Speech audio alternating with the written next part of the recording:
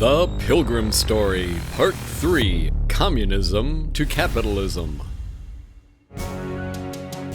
The Pilgrim Story is one of America's most important and beloved founding stories. This dramatic tale of courage and perseverance in the face of many trials has inspired generations. This video is based on the writings of Governor William Bradford, who kept a detailed record of the Pilgrims' experiences in his book, Bradford's History of Plymouth Plantation. This video is part 3 in a series. In part 1, we followed the Pilgrims from England, where they endured much persecution, to Holland, where they found making a living very difficult, and finally to the New World, sailing across the ocean on the Mayflower and landing on Cape Cod in 1620. In part 2 of this video series, winter on Cape Cod had set in before the Pilgrims discovered a suitable location to build their colony. Half of them died that first winter. The following spring, corn was planted and hunting provided deer, turkeys, and other fowl. The first Thanksgiving feast was celebrated in the fall of 1621. It was now late in the year and the cold weather had set in. Our workers turned their attention to the upcoming winter and made repairs to the buildings in preparation for the inevitable snow and cold. Later in November, a full 12 months since we had arrived at Cape Cod on the Mayflower, a small ship carrying passengers came into the harbor unexpectedly. Up to this point, no other ship had arrived in Plymouth Colony, so the sight of this ship caused much rejoicing.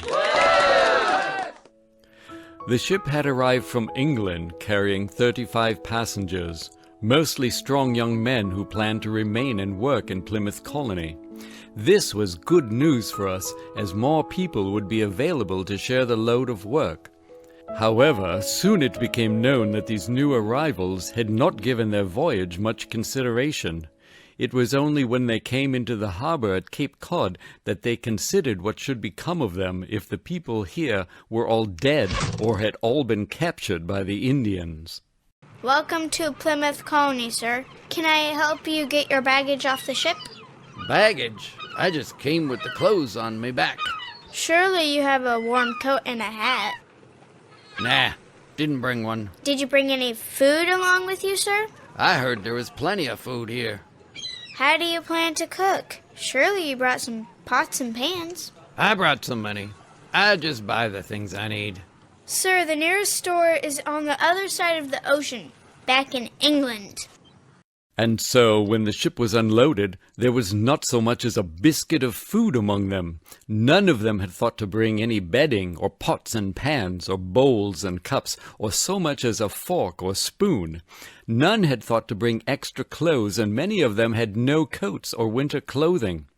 We were all glad for this extra addition of strength to our small colony, but wished these had been better prepared for life in this vast wilderness. Soon after this ship departed back to England, the Narragansett Indians sent a messenger to us. He brought to us a bundle of arrows tied together with a large snakeskin. Our interpreters informed us that this was meant as a threat. Men, what is your advice in this matter? How shall we respond to this threat from the Indians? We need to show strength. We need to show them that this does not frighten us. We have done nothing to offend the Indians. There is no reason for this threat. Upon the advice of others, I sent an answer stating that if the Narragansetts would rather have war than peace, they could begin whenever they wanted. However, we had done them no wrong, we did not fear them, and we were not without weapons. We sent this message back as well as the snakeskin, this time with bullets in it. However, the Narragansetts would not receive it and sent the snakeskin and the bullets back to us. I think this incident should cause us to make some improvements in our protection. I agree. I think we need to build a wall around our entire settlement to protect all of our buildings. So all agreed to enclose our dwellings inside a good strong fence with gates which were locked every night.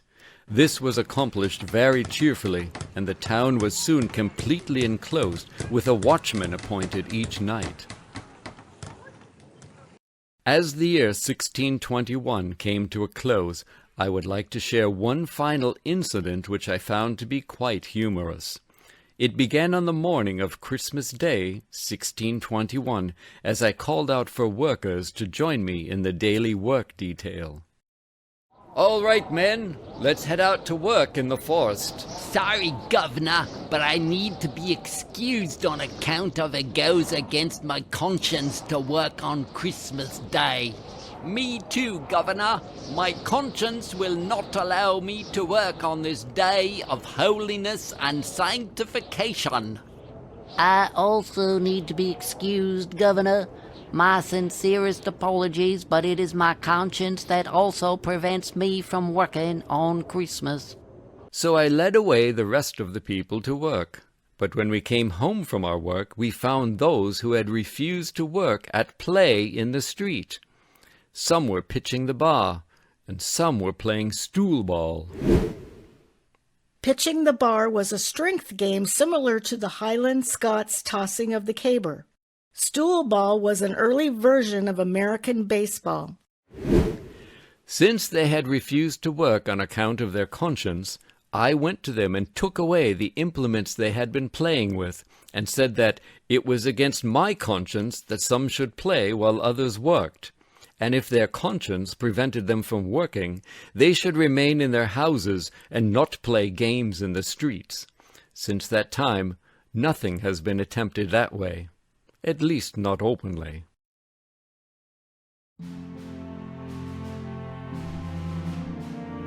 The year 1622 brought even more settlers from England. This was both a blessing and a burden. There were more people to share the work, however, food was scarce. More hungry settlers continued to arrive, but the amount of food being harvested did not adequately meet the increased demand for food, and there were often hungry bellies in the colony. In addition to concerns about food, there was an increasing concern about the growing Indian threat. I'm worried about the Indians, especially the Narragansetts. I'm concerned too. I heard there was a great massacre down in the Virginia colony. Yet another thing to worry about, as if we don't have enough to worry about already. The Great Massacre of 1622, also known as the Jamestown Massacre, was a surprise attack by Powhatan Indians on English settlements in the Virginia colony. The Powhatan warriors entered the settlements pretending to be friendly, then suddenly drew their weapons and attacked, killing men, women, and children. At least 347 people were killed, which was about 1/3 of the English population in the area. So the Pilgrims had good reason to be concerned about the Indians in their area. As it turned out, the Indians did not attack, and in spite of our worries, we enjoyed peace. The crops yielded well that summer, and as the time of harvest approached, all of the hungry bellies were filled. However, the amount of food that was stored away was very little in comparison to what would be required to feed the colony for a whole year until the next harvest. Part of the reason for the lack of food was that we were not yet well acquainted with growing Indian corn, and that was our only crop. But our lack of food was also due to the fact that the corn was not being tended as it should. In addition, much corn was being stolen, both by night and by day, even before it became scarcely edible. The Pilgrims had established an arrangement where everyone did an equal share of work and received an equal share of food. Land on which crops were grown was not owned by individuals, but by the community. All of the food harvested on the land was shared equally among the community members. This form of government is called communism or socialism. Since under communism all workers are to do an equal share of work, some women who had young children refused to work in the fields because they felt they were doing their fair share of work already by caring for their children. Governor Bradford soon realized that communism was directly responsible for their lack of food. Our stores of food are so small, it appears that the famine will be upon us next year also. I am greatly concerned that this scarcity of food could result in the abandonment of the entire colony. I share that concern. We need to find a way to remedy the situation. This famine is causing many problems. Indeed, it is affecting many of our people and causing some to dream up dishonest means to obtain more food. I received a letter from Mr. John Sanders, who has fallen into a great need for food. He attempted to borrow 17 bushels of corn from the Indians, but they refused to lend him any. He is asking for advice about taking the corn from the Indians by force so he can feed his men. What is your advice in this matter? That would be a big mistake. Relations with the Indians are already tense. He could trigger an all-out war with the Indians by stealing their corn. Only a fool would steal food from the Indians. They do not have much corn either. Those are my thoughts as well. I will send a message back to Mr. Sanders saying that by all means he should not steal from the Indians, as this might endanger the safety of the entire colony.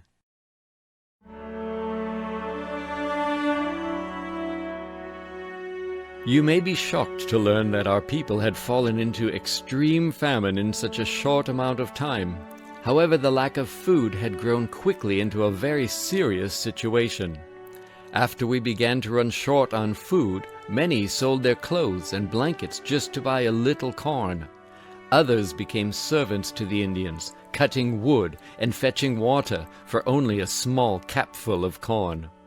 Yet others turned to stealing both night and day from the Indians, who loudly protested this. In the end, it all came to a tragic conclusion, as many starved to death, dying of cold and hunger. Some were able to survive by gathering nuts and clams here and there. The Indians began to greatly hate us, and many times when we would set a pot of ground nuts or shellfish on the fire, as soon as it was ready, the Indians would come and steal it. When night came, the Indians would come and steal our blankets, and we would be forced to lie all night in the cold. The condition seemed very hopeless. All this while, no news of any supply ship was heard of. This worrisome situation caused us to begin to think of ways we might raise much more corn so that we would not continue to suffer in such misery. After much debate and with the advice of the leaders, I made a very monumental decision.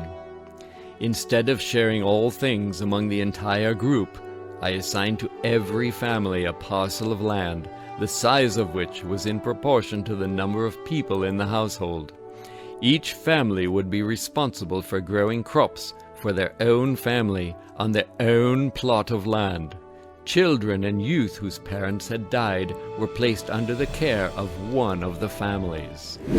This new arrangement, where each person was responsible for their own success and well-being, is called capitalism. Under capitalism, whatever they grew on their land would be theirs to keep. People would now be responsible for growing their own crops. Under communism, all things had been shared, and people didn't personally own anything, so hard work was not rewarded because whatever you produced was shared by everyone. From the very start, our new arrangement began producing amazing results. It caused everyone to become very industrious, as they were now fully responsible for their own welfare. Much more corn was planted than ever had been planted previously, and it saved me a great deal of trouble as I no longer needed to assign work to individuals. In addition, everyone was extremely happy with the arrangement, as they were now in control of their own family's future. The women with small children who previously complained about having to work in the fields now went eagerly out into their own field, carrying their little ones with them. Those who before complained they were too weak to work in the fields or claimed to have some other disability now worked willingly. This new arrangement was very successful and evidenced the arrogance of Plato and other ancient philosophers who applauded the taking away of property and bringing all prosperity into a commonwealth and saying that it would make a happy and flourishing society. On the contrary, community wealth was found only to breed much confusion and discontent and retard much industriousness that would have been to everyone's benefit. Under communism, young men that were strong and fit were discontent working for other men's wives and children. Under communism, the strong and hard worker had no more reward than he that was weak or lazy. This was a great injustice. Under communism, the older and weaker among us had been given the same amount of work as the young strong man. That was completely disrespectful to the elderly to lay such difficult burdens upon us. Under communism, to be commanded to do service for other men, such as preparing meals, washing their clothes, and so forth, we saw it as a kind of slavery. The husbands didn't approve of it either. God has made each person to be unique in their abilities, their likes and dislikes. Under communism, all these had been cut off, along with mutual respect for others. Capitalism is what has made America great, and that is why it is still practiced today. People from all over the world flock to America to enjoy its peace and prosperity. Thank you, Governor Bradford, for making that wise choice hundreds of years ago. Communism is still practiced in some countries of the world, such as Venezuela, with terrible results. Under communism, people always suffer for lack of food, clothing, shelter, and more. Entire countries have fallen apart after enduring years of misery under communism. After the land was divided and all the corn was planted, it so happened that all of our stored food was gone, and all we could do was rest on God's providence. Many times our people spent the night not knowing what they would eat the next day. I would like to encourage you to remember the words of Jesus as he prayed, "Give us this day our daily bread." All of us need to pray and trust God every morning to provide our daily food. We need to pray that God would give us our daily bread more than any other people in the world. And so our people bore these trials with great patience and cheerfulness of spirit. In spite of such great miseries that these brave pioneers faced, they opened up a way for those coming after them to inhabit these new lands. For after these trials were endured, how easy the way became for the many others who followed them to the New World. As one observed, it became as easy as going to a wedding feast where all things are provided. The road to the New World had been paved in sickness, death, famine, pain, and suffering. Yet God protected these early pioneers, and their faith in God brought them through these trials. What resulted was the foundation of a great nation whose motto rightly became, "In God We Trust." Thanks for watching the Bible Brick Channel. If you liked this video, please click like and subscribe below. And check out our other videos. You can find links to all our videos on BibleBrick.com. That's Bible-Brick.com.